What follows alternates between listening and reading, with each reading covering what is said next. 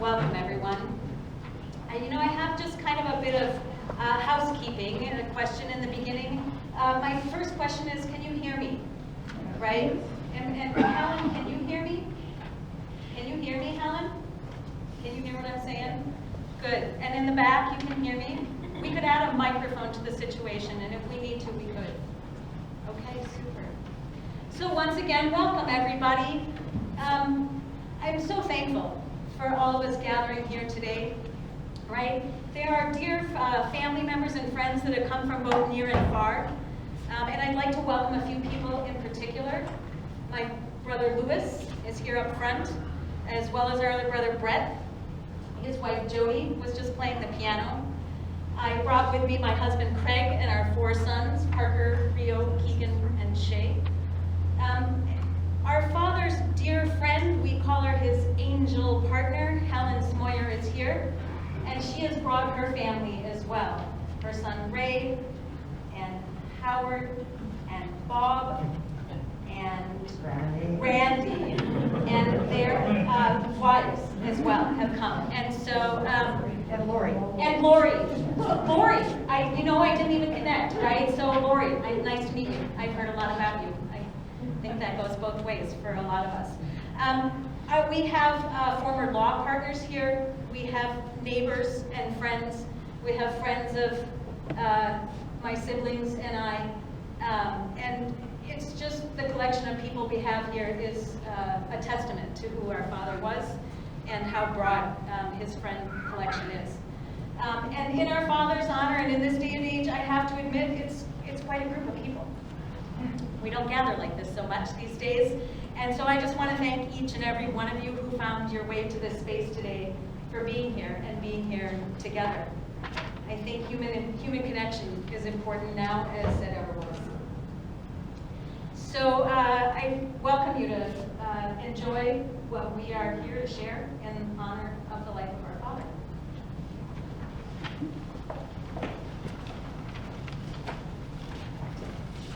Dad liked to sing. And I'm hoping we can sing together.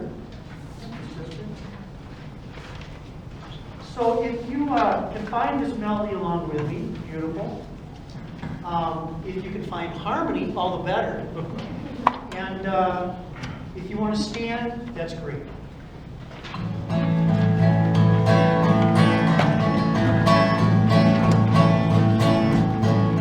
I was standing by my window on a cold and cloudy day when I saw that there was some rolling for carrying my father away. Will there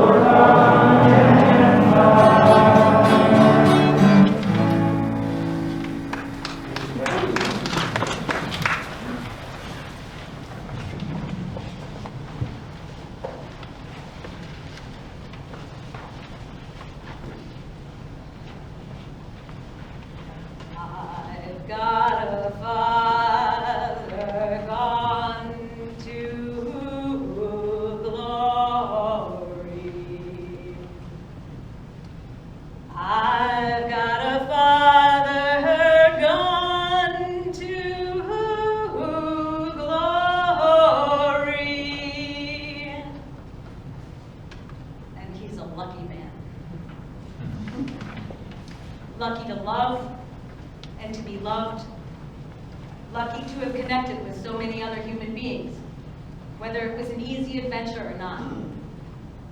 Lucky to have experienced so many of life's delights and challenges.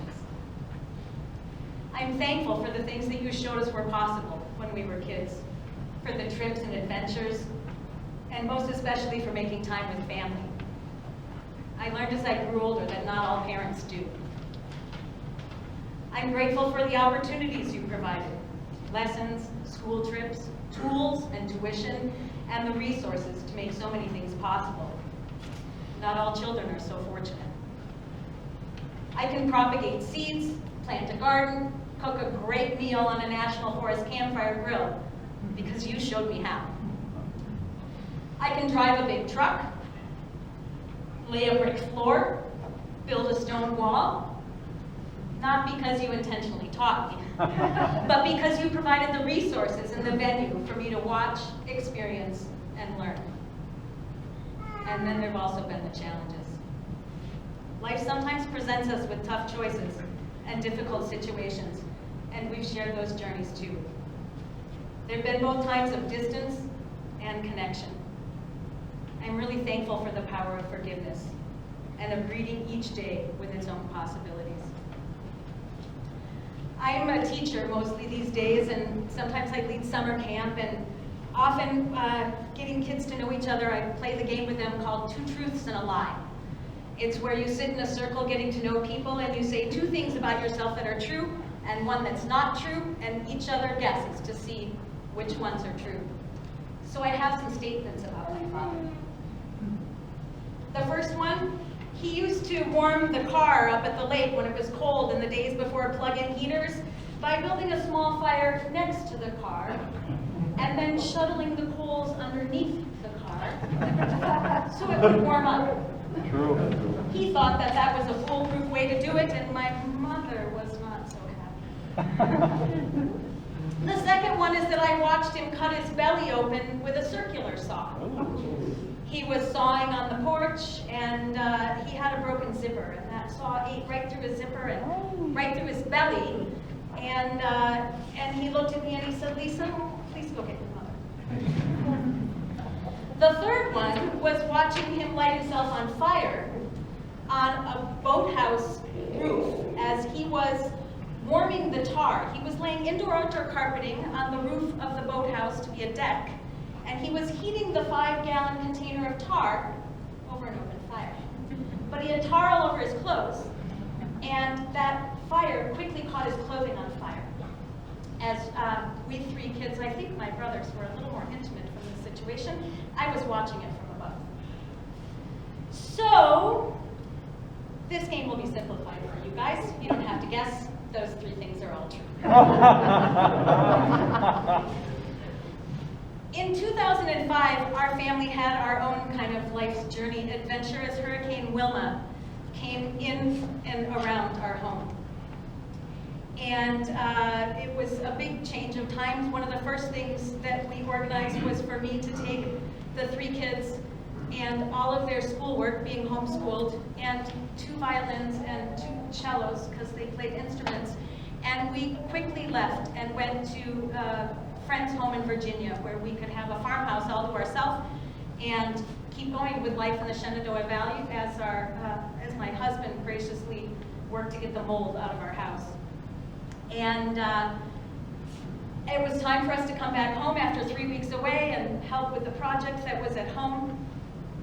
And I had our brother Brett came with his friend Brad. And they brought us a car. I think it was a Honda Accord, maybe.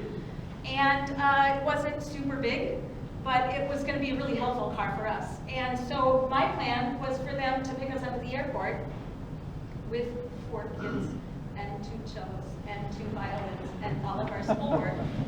And that's how we got around in Virginia in a little car like that. We had our groceries stacked like all the way up to the window and everything, but we made it fine, and I thought there was no problem with that plan. Just pick us up and we'll squish in.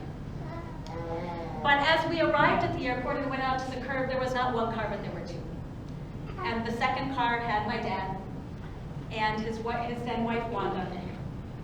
And they also had a refrigerator because we couldn't buy a refrigerator in South Florida. And Dad asked me, "Is there anything I can bring you?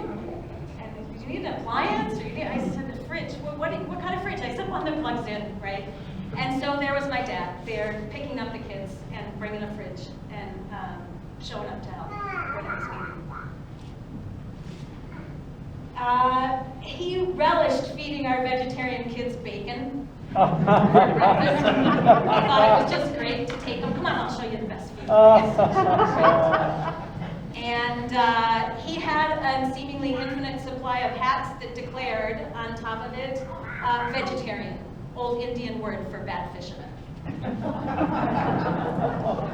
So perhaps it goes without saying, but he taught us all to fish. All of our 4 sons loved helping Grandpa drive his boat while sitting on his lap, and kept him very busy preparing tackle and bait as he taught them to fish. When I was a toddler, he had me on his lap while driving his car. I even helped steer the car into the curb. But I'm so thankful he didn't make that practice a tradition. But he was always a fan of sharing adventures with his children and his grandchildren.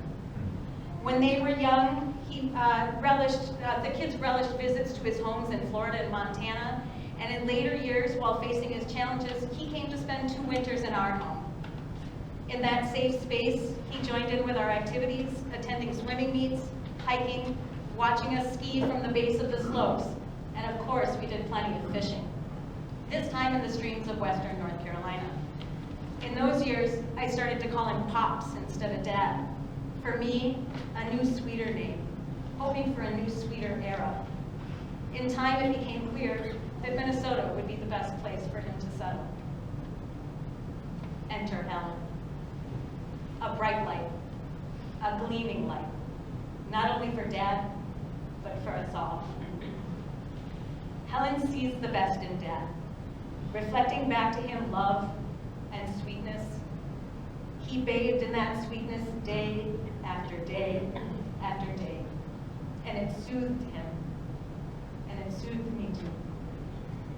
Rough edges became smoother. He smiled a lot, and he was happy. He relished your sweetness, and he loved you. I remember how our grandfather became more cantankerous as he aged with Alzheimer's.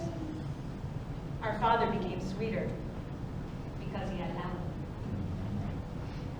I've learned since his passing of the power of his mentorship in his professional setting. The combination of engineering and trademark law was a specialty that he appreciated and shared, and then appreciated retiring from. I didn't realize how many personal relationships he had developed with attorneys both near and far. Life's journey presents us with many winding roads and adventures, never knowing how it will turn out. But it can have a beautiful and loving end. Hey, Pops, I miss you, and I'm grateful that I do.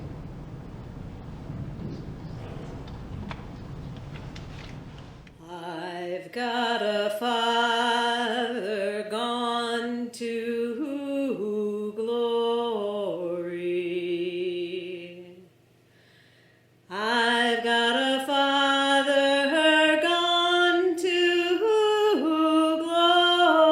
glory. Look away over yonder on the golden shore. Away across the shore, he has gone forevermore.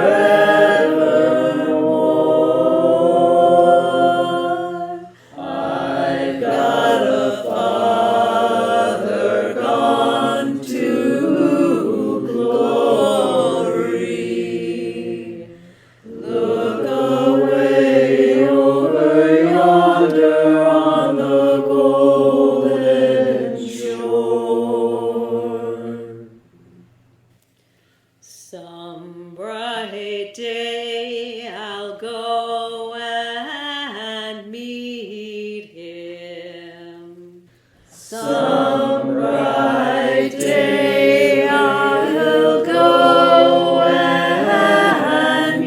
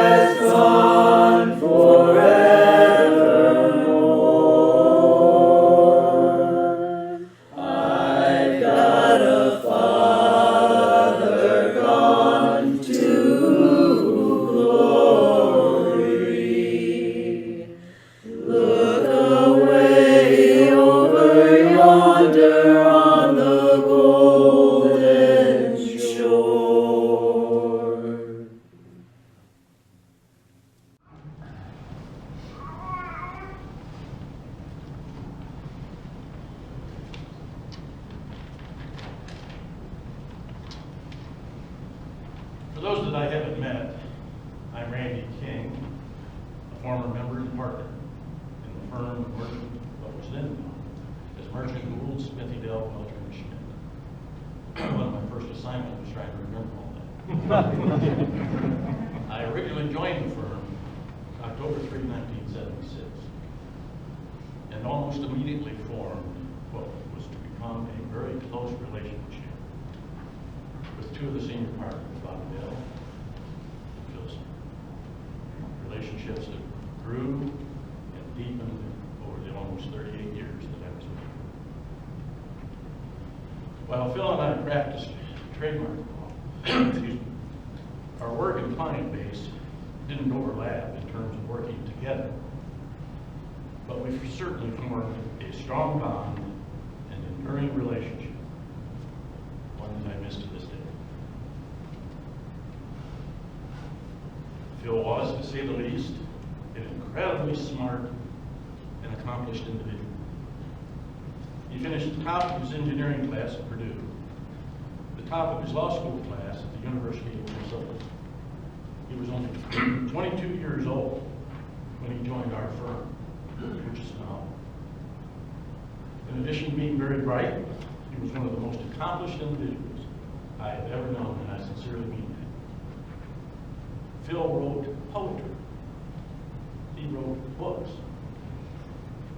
He was an accomplished gardener. He built furniture. He would do paintings. He was a fabulous cook.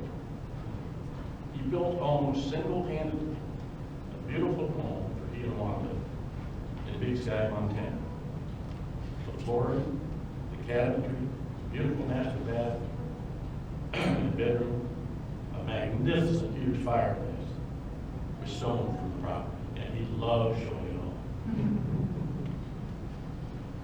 While incredibly accomplished at many things, what Phil really loved was fishing, particularly trout fishing the Gallatin River near his Big Sky home.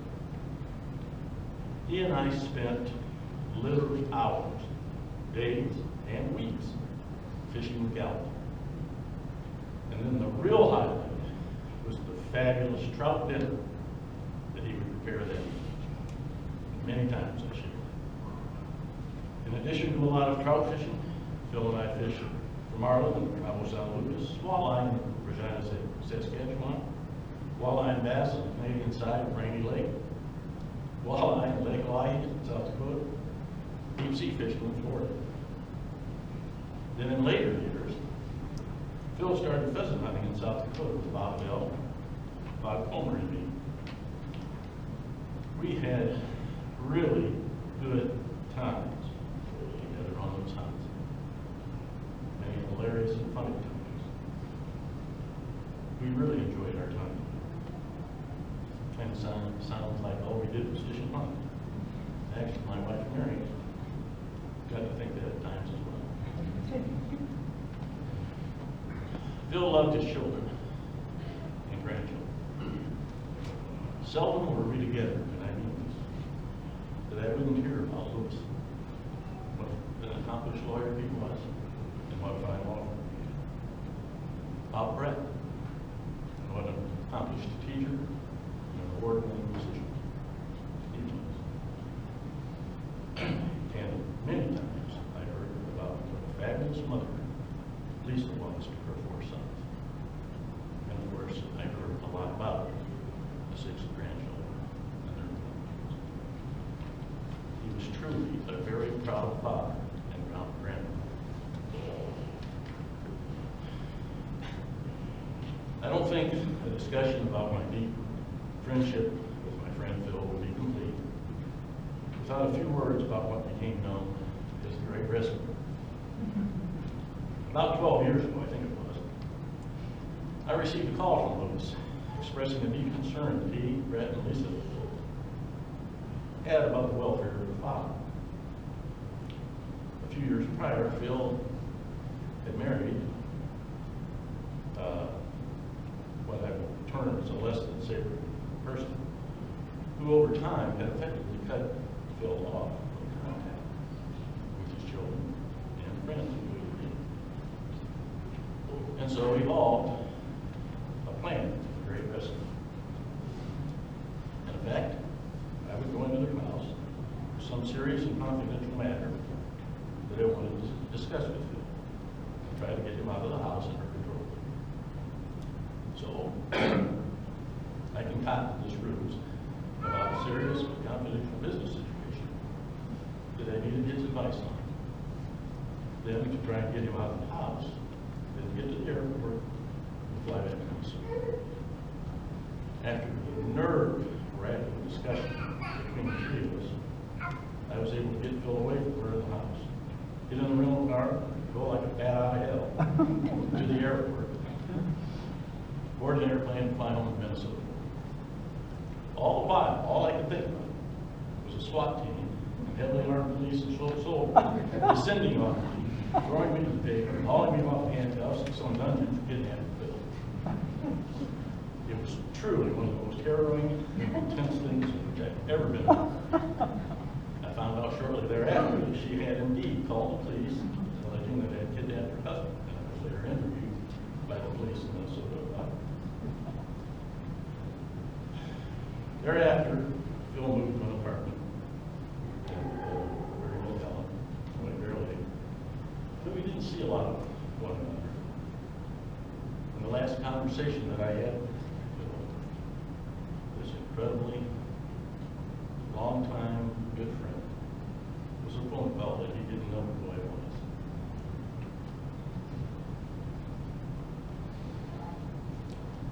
I was just telling my wife, Mary, how blessed I've been. Good health, good family, a great career, good friends, but none quite like what I had with Phil Smith. I really miss that. God bless you.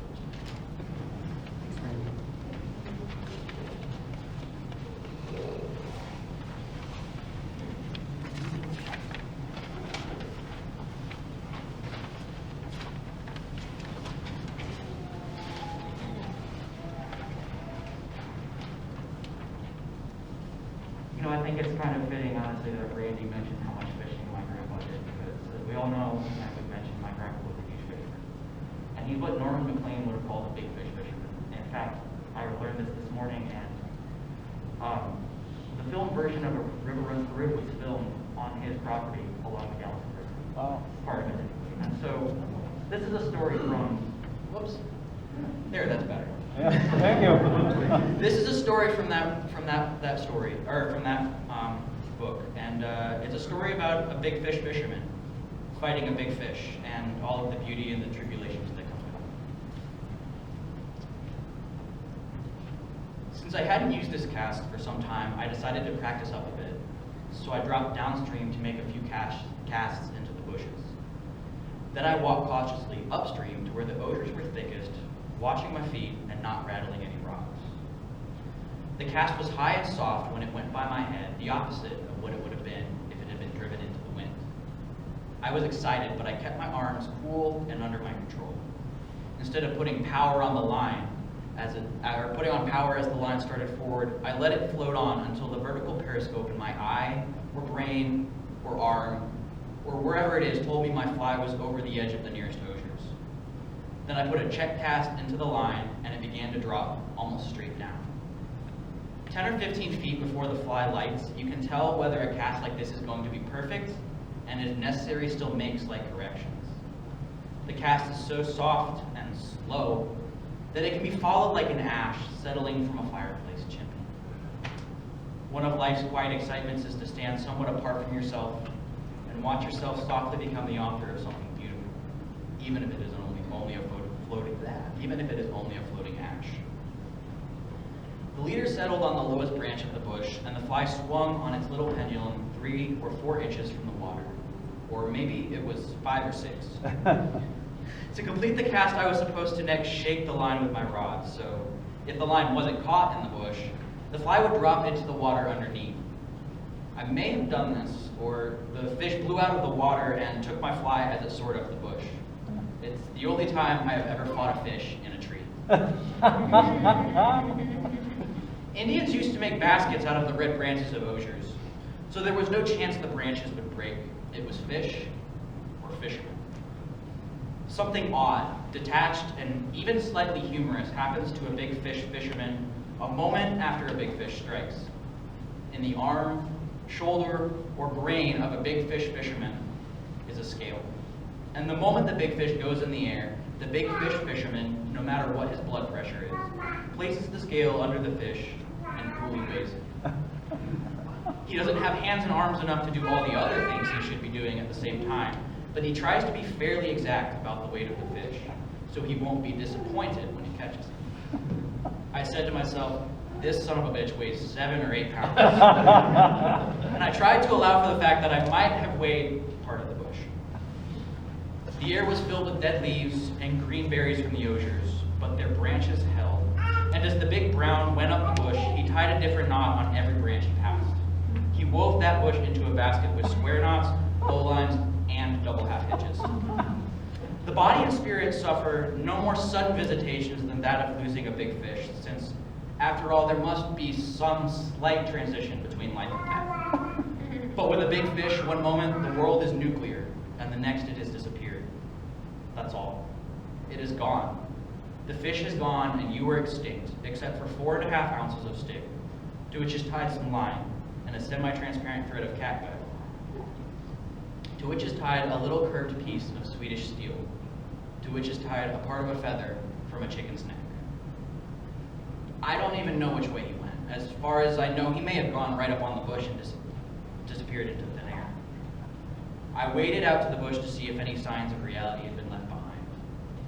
There was some fishing tackle strung around, but my hands trembled, so I couldn't untie the complicated knots that wove into the branches.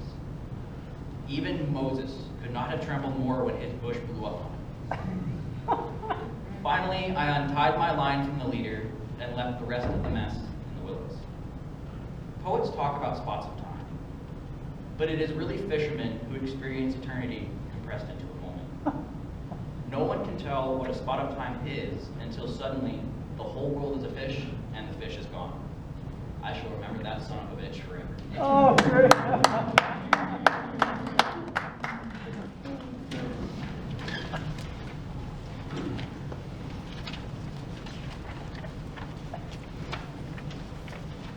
Thank you, Parker. Randy? Lisa? Fun to hear memories and impressions of our father through the voices of others.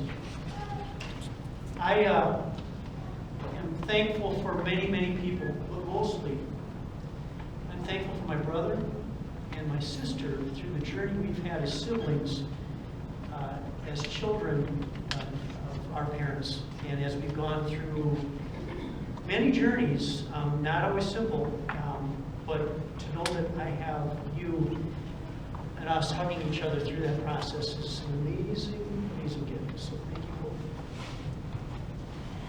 I'm most comfortable speaking extemporaneously, and reading is not my strength, but I'm going to challenge myself and read my thoughts because I wanted to make sure they were clear. So, we're here to celebrate Phillip Smith today. And I stand in front of the proud namesake of that man. I'm the middle child, Phillip Brett Smith. Lou was to be named Phillip, but our grandfather had a massive heart attack 2 weeks before Lou was born. And so in memory of that man, Louis was named Louis Porter Smith after Louis Paul Smith. And then as the second son, I became Phillip Brett Smith. Many of you know a few sides of our father, but his life was very complex and multifaceted, with some aspects unknown to many of you, some of which we'll share today. This time of one's passing is the point when we take measure, or in some religions, it's the judgment day. For any of us in our lives, there could be told a story of glory, kindness, amazing accomplishments, or tragedy, poor judgment, and failure. I don't believe any of us can be painted with a broad brush. judge. Our father was an alcoholic. And this disease is something he struggled with through his adult life. And for some in his life, that is how he's remembered. While acknowledging his demons and challenges, my hope is to honor our father today and all that there was to celebrate, so his memory is not one-dimensional, but multifaceted. A little bit on the background and his development. While appearing comfortable to most who knew his childhood family, he dealt with many significant struggles, challenges as he was young. His father traveled the world working and building chemical plants for Monsanto Corporation. And that meant that many years he was only home, maybe 2 weeks out of the year, and was missing birthdays and Christmas. This left my dad placed in the man-of-the-house role to help and care for his sister with cerebral palsy, our Aunt Judy. In 7th grade, Dad nearly died of nephritis, which is a kidney disease. This illness had made him put in the hospital and bedridden for nearly 5 months, as the family was then living in Texas City, rebuilding a chemical plant after a huge explosion. But for the then recent development of antibiotics, he would not have lived. He was a bright student, completed the 5th and 6th grade in one curricular year, and he graduated second in his high school class and received a scholarship to Purdue. Our dad was a Renaissance man. His drive to work and create was insatiable throughout his life. As an accomplished attorney, master gardener, lifelong fisherman, woodworker, builder, and author, and photographer, Dad put his creativity and care to good use as he made things to enhance play for us 3 kids. We had ice rinks wherever we lived. In our first St. Louis Park house, he made a beautiful rink and an igloo that became the warming house for them as well. You might see some of the pictures as things scroll through. In our Gold Valley house, the ice rink became the neighborhood destination for all the kids of our age to play together. At the Annandale Lake Place, Dad then had a big GMC truck with a blade on the front and carved out an Olympic-sized rink for us there. So he made great ways for us to play. I was a kid with a lot of energy, and to channel that energy, he made a Fred Flintstone-style milk truck for me. So I, with my foot pedal, could do laps around the basement and burn off energy as a kid. There was a rope swing and platform modeled after the Kaler rope swing that went over the lake, and a platform for us to swing. And then he had a friend who worked for the local telephone company and got telephone poles as high as the ceiling or more for a swing set that he made for us. He dedicated space in our Gold Valley yard for each of us to learn and practice gardening skills. It was a place where we could take our ideas with his help and guidance and start to create with flowers. He hoped to instill in us hard work and ingenuity in all 3 of us. One example of that was his going out as we were in a marshy area and cutting a huge pile of pussy willows that he found in the marsh, and then we were to bundle up and sell door to door through the neighborhood as a source of income for us as kids. Dad's idea. Dad's mantra or mindset was a person's value could be judged by the work they produced in any given day. And that's what drove his life energy. And he internally looked at himself that same way. It could be argued that he worked every single day of his life.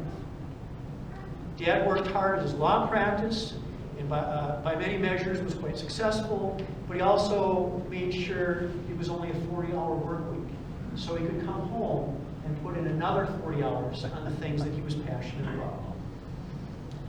He wanted to balance his life with that other 40 hours and the things that fed him. He personally built many homes, as has been talked about, the fireplaces, electrical, plumbing, heating, masonry, designing and cultivating the gardens, fishermen, and in the later years, in the last chapter, his 8-hour work week was putting in the time clock on the 8 hours for the puzzle or woodworking. And when I would often come and visit him in these last few years, he would tell me about all the work he got done in his day. It was the puzzle of woodworking. It was always work, work, work.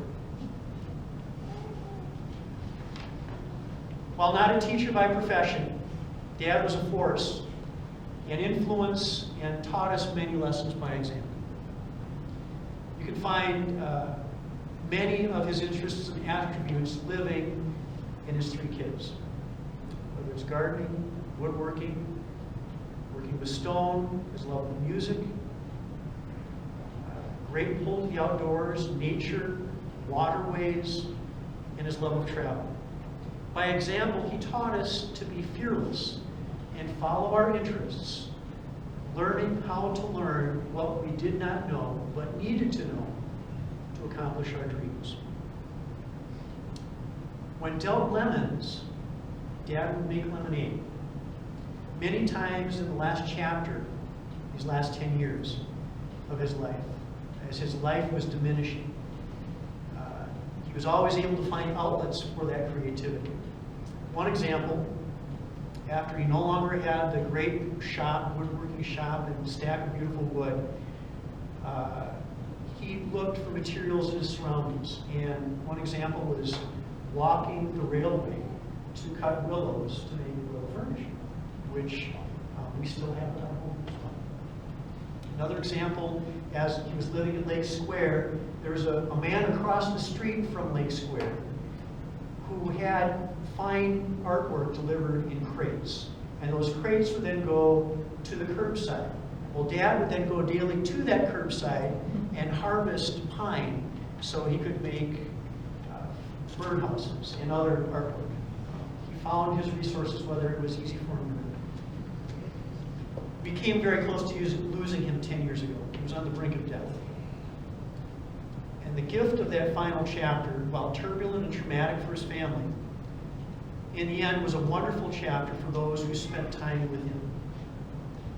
The classic view of Alzheimer's is of loss, pain, and the denial of one's integrity. I believe some of Dad's best years were as he was dealing with Alzheimer's. He became sweeter and kinder. To the greatest degree, that is because of his angel Helen and the influence you had, as Lisa so articulated so very well. Through her influence, he was his most kind and caring self. To have a wonderful time together as he was not drinking in those last years. We've brought many examples and artifacts displayed on the back table by David over here of Dad's testament to being this Renaissance man. There are some paintings. There's a booklet that has some paintings as he was a child and beyond. I encourage you to look through. He beaded, fine beadwork with leather, with moccasins, and there's a belt that Lisa brought also. There's a, as he was living with us for a couple of years, he had his lathe very active. There's a bowl that he made from the lathe. Sculpture that he made out of hardware of musicians. He wrote the text and practice on trademark. That's an example back there as well. I have found in these last few years, I'm missing the conversations where I could go to Dad and say, how do I do this? Could you show me how? And he was that fountain of information. And I've missed that, especially with gardening. But for all of us, he's answered those questions. Great ideas from Dad. This sold on Amazon and saw some sales, but we have them here for you. And if you're not a gardener, would you please take them and put them in the hands of those you know who would appreciate them, because this is Dad's gift to all of us as we move forward. Different faith traditions frame the afterlife in various ways of living on. I believe Dad's spirit lives on in his family, in the vibrant lush gardens, in those Montana trout streams, and the trademarks of so many companies, and in the innate creativity that is within us all that he let blossom to its fullest.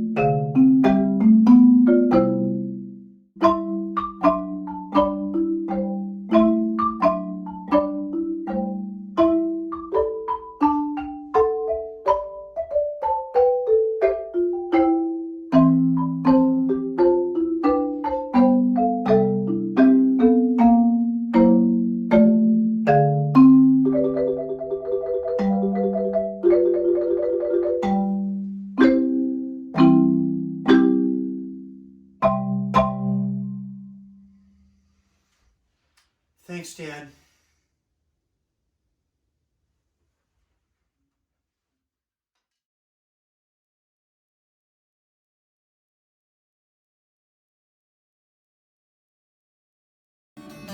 This train is bound for glory, don't carry nothing but the righteous and holy. This train is bound for glory, this train don't carry no gamblers, this train. This train don't carry no gamblers, this train don't carry no gamblers, liars, thieves, nor big shot ramblers. This train don't carry no glory, this train. Swing low, sweet chariot, coming for to carry me home.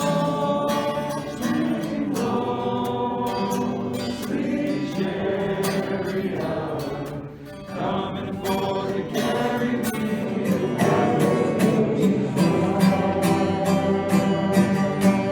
Well done, bravo. I'm Ray Sawyer. My wife is Helen Sawyer. This is my mom. I'll be our mom during this. And she asked me to speak for her about her love for Phillip. And we're all here because we love Phillip. She really loved Phillip. And she loved him. But, so the first time I met Phillip, my wife and I came out and we usually would come out after Christmas. And she lives in a building in downtown White Bear Lake, and they have a little apartment downstairs. And you can rent it. So I come from New England, and I would stay there. It was only like $40 a night, you know? Yeah, it was only $40 a night to stay there. So we decided to stay there. And Mom always said, hey, when you come upstairs, when you're ready to go, just come on in and walk in. She probably shouldn't have said that. Probably shouldn't have said that. Because we walked in. Luckily, I did this. Two things that were really lucky. Number one, before I came in, I said, hey, Mom, we're here. And opened the door. And the other thing is, it's a really good thing the back of the couch is facing the door. Because, what were you saying? We were smooching on the couch. Although they got up adjusting their clothes and all this other stuff. And that's when I met them. So, the role reversal really switched. And I was so tickled pink by that because there's nothing that warmed my heart more to see my mom smile and really love that. And Phil brought that to her too. Okay? And the first time, so I was asking Mom, I said, so when's the first time you saw Phil? So she says, well, I was in the elevator coming upstairs and some man, he was in the back of the elevator standing there. He must have come up from downstairs. And I was going, he asked me what floor, and I went to the third floor.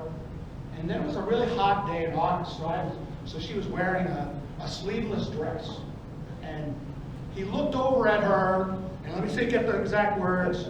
He goes like, oh, you have freckles on your shoulders. How nice. And my mom says, like, oh, I didn't notice. But like, she says excited, like, is that the only pickup line you can really come up with? So then, even a better pickup line. Do you like stuffed peppers? Well, of course I like stuffed peppers, I guess. He goes, well, I'm making some peppers. What color do you want? Do you want the red ones, the green ones, the yellow ones? You know, and I don't remember if you said green or yellow or red or green. Green, okay. So anyway, he said, okay. And then, you know, he got off on the second floor, and Mom went up to the third floor. Then, I don't know if you really thought much about it, but then she said a couple days later, she got a knock on the door. And she opened the door, and there was this guy standing there with a big smile on his face, Phil, with a plate of peppers. And she goes, I'm not going to let him in. I don't know him. He just is a guy with a pepper. So she took the plate of pepper, you know, and brought it, and then he goes like, well, let me know how you like it. She goes, okay, great. But slowly but surely, they got to know each other. And he would always come upstairs, and she lived on the 3rd floor. And on the 3rd floor, they have the library there. And they also have a big card table that if you ever go there, is all full of puzzle pieces. In fact, today there's that too, right? And Phil, of course, loved those puzzles. So he was always there. And he would always smile, big smile on his face, and he would always say hello. And so gradually, they got to know each other. And I don't know if my brother Bobby had anything to do with it, although he does say, hey, Mom, you got to check him out. And so they slowly fell in love. And they really dearly loved each other. And I didn't come out, I only come out and visit, maybe twice a year and so on, but every time I met Phil, yes, that smile on the face, the nicest guy you'd ever meet, he was a great guy to my mom. She loved him. He loved her. No doubt about it. And they would do little things together. They would take trips together and do things. But I think one of the sweetest things that they did together is they would have dinner every night together. But first it was his place, and then it was her place.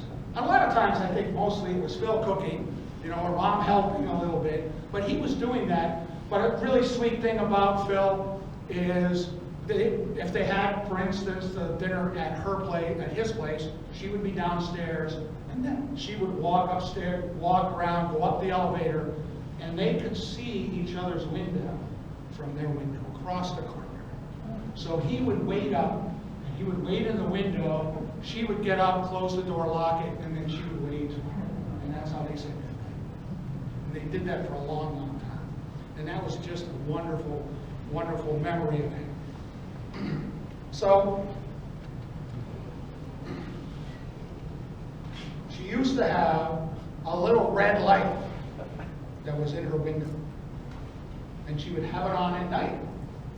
And she had it for a long time. Now, the people in the building, they knew what was going on. They knew there was this boyfriend-girlfriend thing going on with those two. So one of the women in the building actually went to my mom and said, oh, so that means it's a red light district. So now she has a blue light there. That was one of the funny things.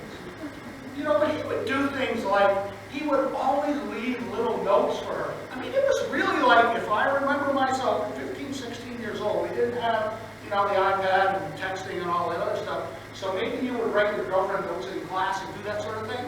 He'd do the same thing. And he would come upstairs and he would put a little note like under her door. Things like that. It was just so wonderful.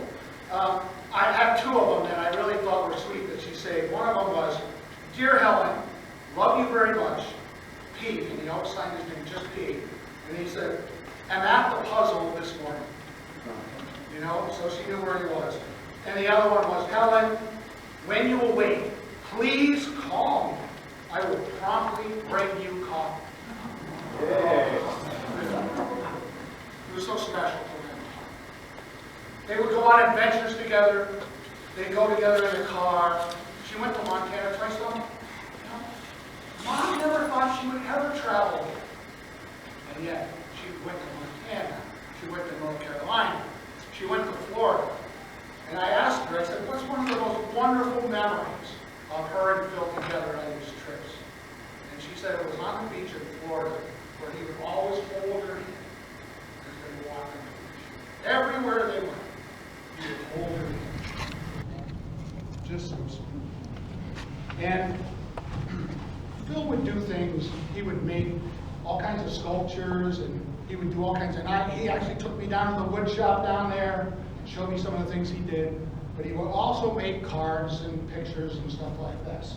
So he made her this special birthday card. But I want to read the poem that he wrote inside. Flowers are for you, my love, for which you are above. Delphs and asters are for me. I always look for them to see. Delphs for me grow so well, by fertilizer I cannot tell. As winter time goes by, my plants rest but don't die. The flowers grow again in spring. They look and like to have a fling. So flower plants are very fine. Like you, they are so divine. And then he said, I wish you a very special birthday, Helen, love, Phil.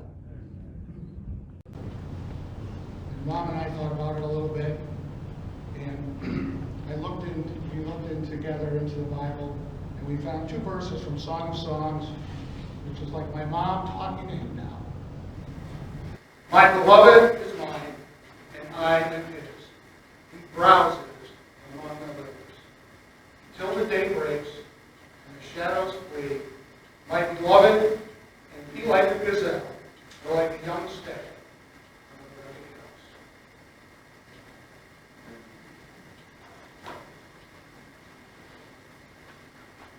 May I just say something?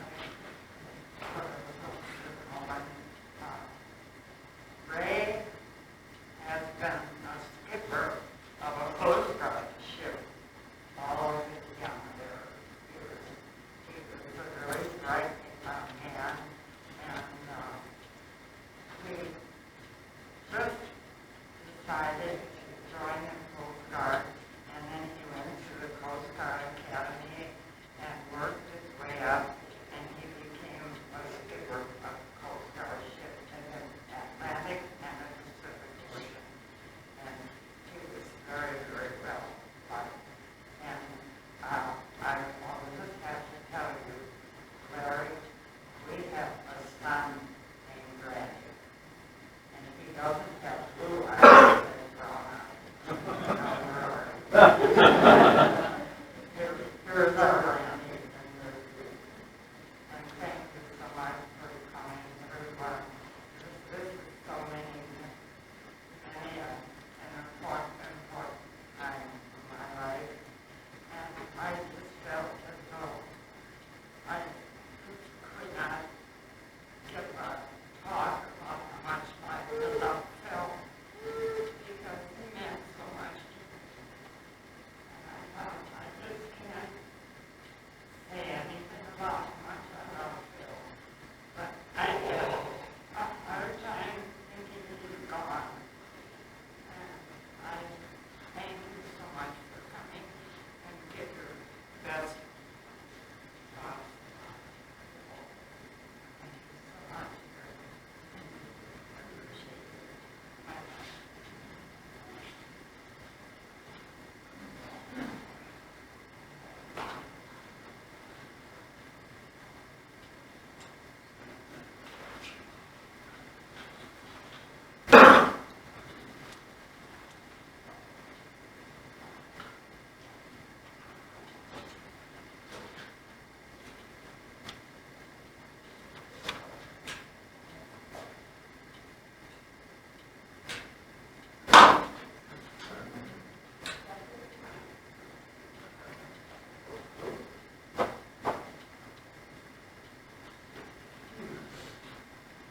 Your family and friends is so wonderful to spend this time. Thank you all so much for being here and sharing these memories with us. Thank you so much, Helen. You're such an angel in Dad's life. You will continue to be the angel in our life. I want to acknowledge that we're here in the Arboretum, which is one of Dad's legacies. It was the very beginning when Dad and one dear friend, Bob Odegaard, and some others in the Men's Garden Club decided that the tribal plots in the Rose Garden by Lake Harriet were a great idea, but there could be so much more. And so he joined together with other friends and worked with the University of Minnesota. And together they approached Mary Dayton, and Mary Dayton put up the money to buy the first plot of the land here at the Arboretum. And Dad served as the first president of the Arboretum board. And you come here today and see all of the activities here and the love of plants and flowers. Dad's spirit is alive and well. So it's a special place. Let me start with the hard part first. In writing our father's obituary, Lisa, Brett, and I decided that we would acknowledge openly Dad's struggle with addiction as well as with Alzheimer's disease.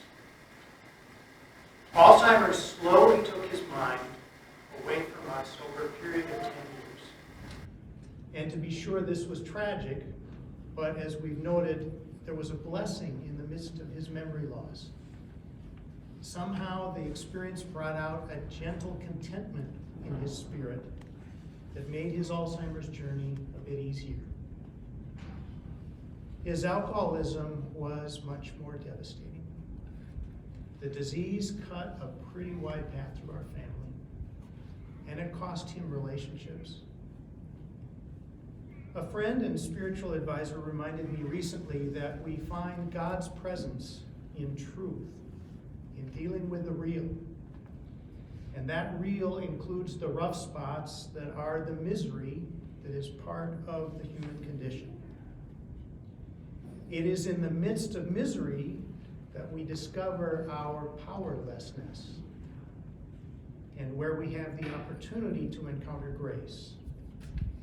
And it is in the midst of our powerless misery that we can find an energy, a life force that is greater than us, a higher power. So there is some healing that I hope to find in staring squarely at the pain and misery that was Dad's alcoholism.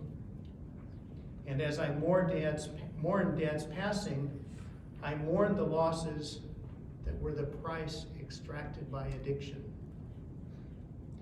I know that Dad and our family are not alone in struggling with this disease, and I recognize that Dad is now in a place where he has been liberated from addiction, no more misery or suffering, and I pray that all of the rough spots be made smooth. And Dad was so much more than his disease. With all his struggles, he was a man with many gifts and talents. He was a generous provider and a loving father. Having grown up, as we've noted, with his own father only home for Christmas or other holidays and otherwise away working, Dad made sure that his work would not prevent him from being home every night for dinner with his family.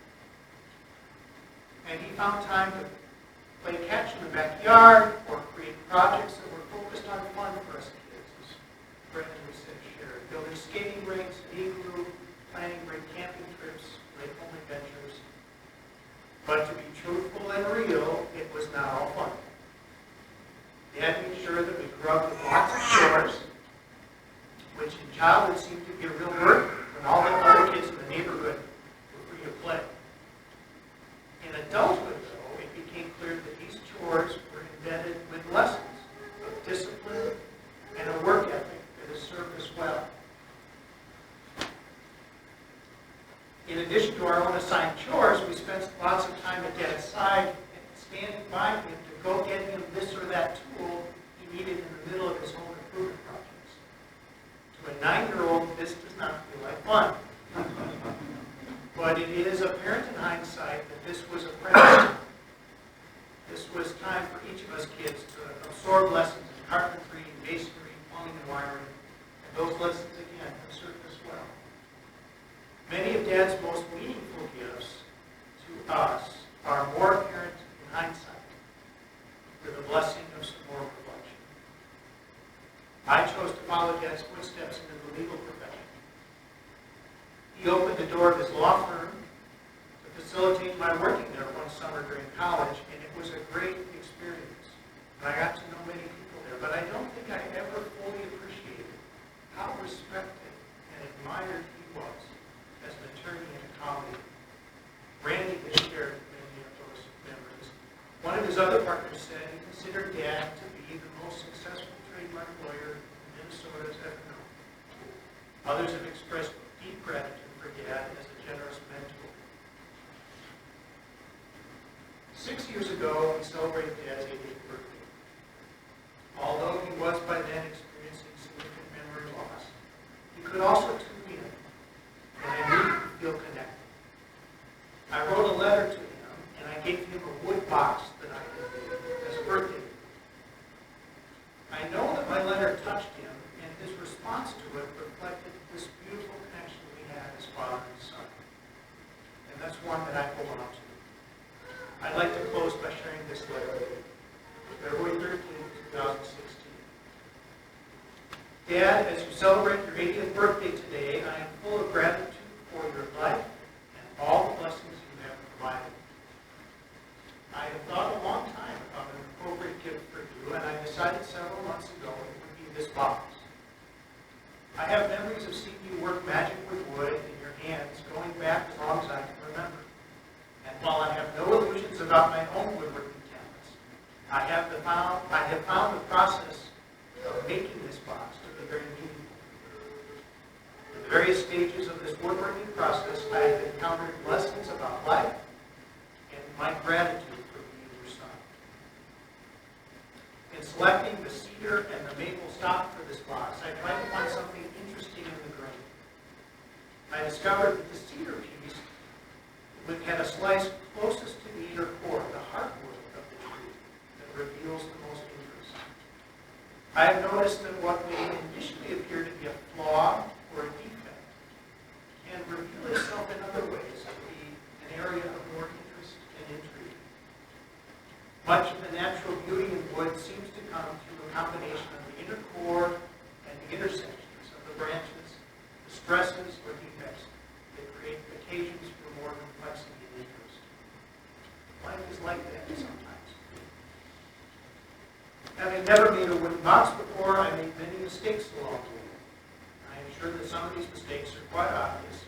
Others I was able to fix or at least mitigate. Some of the mistakes or flaws were due to my deliberate choice to minimize the use of complex power tools. But somehow I enjoyed the challenge of using simpler tools to do the best I could. This choice certainly made the woodworking process more personal for me, and that way more satisfying, even if also meant living with some imperfections. Again, life is like that sometimes. It is clear to me that I would never have dreamed of trying a project like this, but for having grown up, seeing you make such beautiful things with your hands. You've always found ways to express your artistic gifts in sculpture, painting, woodworking, and gardening. It is a special thing to realize that each of your three children, especially Brett and Lisa, have inherited the gift of artistic expression. I have come also to realize that the root of this woodworking project for me has been the gift of self-confidence. It takes a certain kind of self-confidence to decide to initiate a creative project for the first time. There are so many things that can go wrong. I reflected on my own belief that I could try a project like this with confidence that it would turn out okay. It's not unlike many other decisions that I've made in my life, including a big one to start my own law firm. Part of this self-confidence comes from seeing you do similar things. But the more important part comes from the feeling of being loved. The most fundamental truth here for me is that from my very first breath of life, I have lived with the blessing of knowing that you love me. You provided for me in so many ways throughout my life, and the most powerful has been through your love. So my hope is that this small, imperfect wooden box with all of its flaws might be a token of my gratitude for the many gifts you have provided throughout my life.